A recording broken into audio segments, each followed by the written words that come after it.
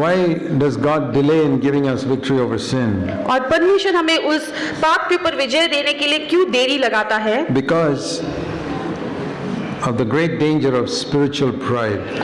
क्योंकि वहाँ पे आत्मिक घमंड जो है वो वहाँ पे हो सकता है। You know, supposing you have a terrible sin called anger. और समझ लो कि आपके पास वो भयानक पाप है जिसका नाम है गुस्सा। That is like 100-foot pit. और वो एक करीब 100 फीट गहरा एक खाई है। But if the Lord pulls you out of that pit, and then you fall into a 1,000-foot pit called spiritual pride. लेकिन यदि परमेश्वर आपको उस गुस्से के खाई से बाहर उभार के लाता है और उसके बाद में आप घमंड के खाई में जो 1000 फीट गहरा है उसमें गिर जाते हैं तो That's not victory.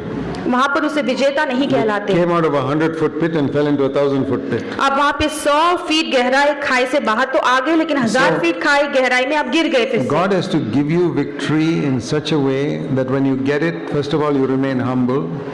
और आपको परमेश्वर विजय इस समान आपको देना है कि जैसे आपको विजय प्राप्त होता है सबसे पहले आपको नम्र बनना है। And secondly, that you don't despise anybody who doesn't have victory. और उसके बाद जिन लोगों के पास उस समान का विजय प्राप्त नहीं हुआ है उन्हें आप तुच्छ नहीं जानना चाहिए। And the only way that can happen is if God allows you to fail 100,000 times. और ये तभी मुमकिन है जब परमेश्वर अनुमति देता है कि आप और करीब 1000 बार आप नाकाम रहे।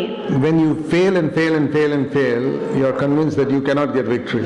आप लगातार जब हारते रहते हो तब आपको यकीन हो जाता है कि आपकी खुद ही से आपको वहाँ पे कोई विजेता नहीं मिलेगा। And then when you get the victory, you will give all the glory to God. और फिर आखिर में जब आपको वहाँ पर विजय प्राप्त होता है सारी महिमा परमेश्वर को ही दोगी। That's how the Lord taught the disciples when they went fishing and they caught nothing for so many hours. और इसी प्रकार जो है परमेश्वर ने भी उनके शिष्य को सिखाया था जब वो मछली पकड़ने गए थे और बहुत सारे घंटों के बाद उन्हें मछली नहीं मिला। Then the Lord filled their boat and they could not glory that we did it. और फिर जब परमेश्वर उनके नाव को भर दी तब उनमें खुद के लिए महिमा देने के लिए कोई बात नहीं रही। So the Lord is trying to bring us from our pride all the way down to zero. और इसलिए परमेश्वर यही कोशिश करता है कि हमारे घमंड से उतार कर शून्य की ओर में ले आए।